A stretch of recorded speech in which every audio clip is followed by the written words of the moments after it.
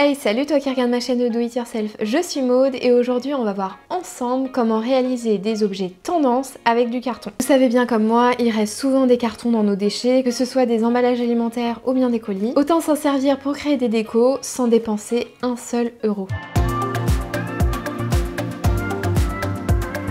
Alors la première chose qu'on va faire avec un morceau de carton, ça va être de réaliser un puzzle pour enfants. Donc il n'y a rien de bien compliqué, c'est accessible pour tout le monde. Il suffit que vous ayez un petit morceau de carton, un petit dessin par exemple, moi ça va être ceci. Une fois que vous avez imprimé votre dessin, on va venir le découper déjà. Si vous n'avez pas d'imprimante, vous pouvez toujours demander à votre enfant de faire un dessin ou vous-même dessiner sur une feuille blanche et ensuite coller votre dessin sur le carton. Une fois que c'est découpé, vous avez votre petit dessin comme ceci, voilà, trop mignon. On va venir directement le coller. Vous mettez de la colle dans les coins, un petit peu partout, pour bien que ça colle. Pensez à mettre vraiment de la colle partout. Votre dessin, après, on va le découper en plein de petits puzzles. Donc il faut bien que chaque coin du dessin soit collé.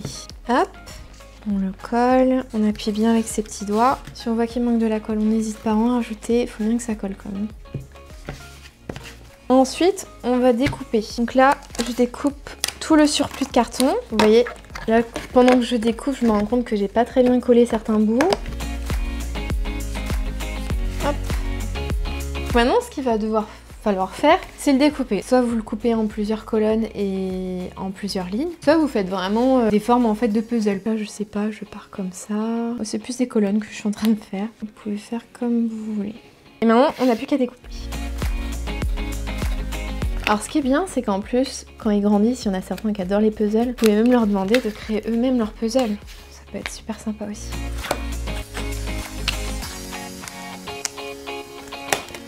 Hop là. Donc voilà. Et voilà, ça prend pas beaucoup de temps, en plus ça recycle votre carton, ça coûte vraiment rien. Et vous pouvez lui en faire plein. Plutôt que d'acheter des puzzles qui coûtent relativement cher et dont ils se servent qu'une seule fois, vous leur proposez comme ça une autre alternative plus écologique. Donc je vais réaliser une petite poubelle en fait de table, mais ça peut très bien être utilisé comme une petite boîte de rangement pour tout ce que vous voulez. Si vous avez déjà un carton en forme de boîte, c'est gagnant, vous avez de la chance, comme ça vous n'avez pas besoin de réaliser un gabarit, mais là je vais vous montrer comment réaliser un gabarit pour faire une petite boîte.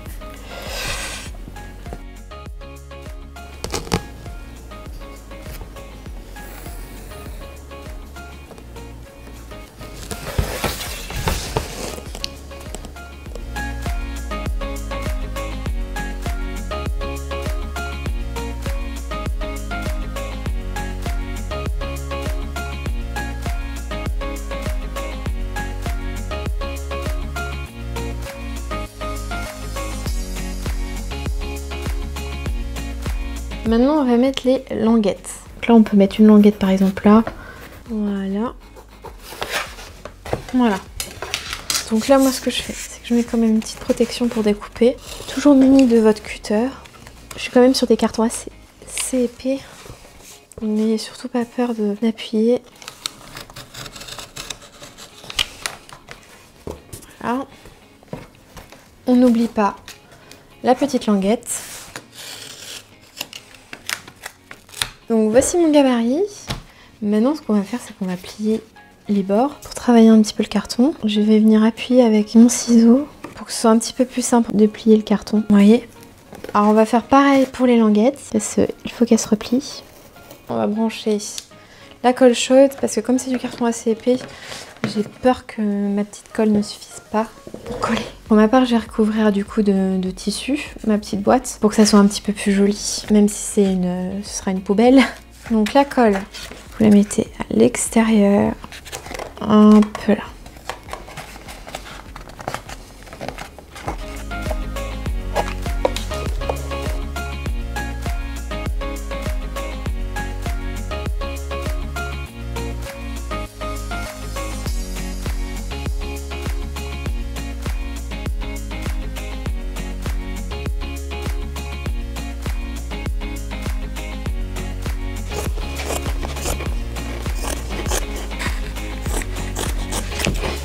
On rajoute un petit peu de colle pour coller les côtés. Ça commence à ressembler à quelque chose. Alors là finalement j'ai pris de la colle à tissu, j'ai l'impression que ça collait un petit peu mieux. On va laisser sécher ça et on passe au tuto suivant. C'est parti. Et voilà, on se retrouve le lendemain. Après une nuit de séchage, donc voici la petite boîte que j'avais faite. Maintenant on va passer au dernier tuto, le tuto cadre. J'ai récupéré ces petites illustrations du magazine Flow. Je me suis dit pourquoi pas faire un petit cadre et comme ça je pourrais le mettre en déco dans mon appartement. On va prendre un morceau de carton. Je vais faire un tout petit encadrement, pas trop gros je pense. Donc là je fais vraiment tout le tour en fait de ma carte. Là on a vraiment fait tout l'encadrement. On va la raccourcir un petit peu parce que ce que je veux c'est quand même que ça marge un petit peu dessus et bien que je puisse après coller mon cadre par dessus. Je vais tracer un rectangle dans mon rectangle. Donc ça c'est un petit peu ma marge en fait. Je relie les points entre eux. Donc là ce que je vais faire c'est mon encadrement en fait. Ça a l'air moins compliqué que l'autre fois, quoique. Non ça va. J'ai un carton un petit peu moins épais. C'est un petit peu plus simple à faire. Hop. Voilà.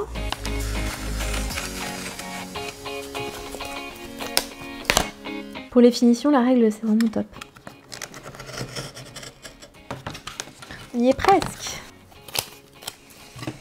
Hop, vous découpez. Donc, on le place à peu près comme ceci. Et là, ce qu'on va faire, tracer dans le rectangle.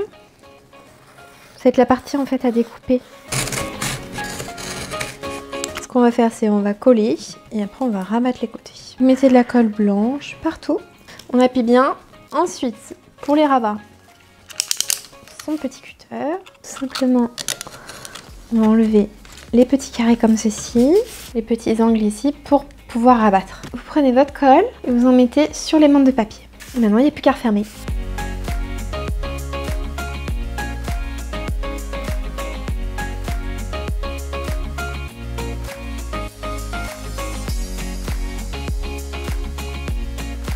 Donc finalement, je me suis dit, pour corriger les petites imperfections, j'ai mis du fil de laine tout autour et je trouve que ça rend pas mal.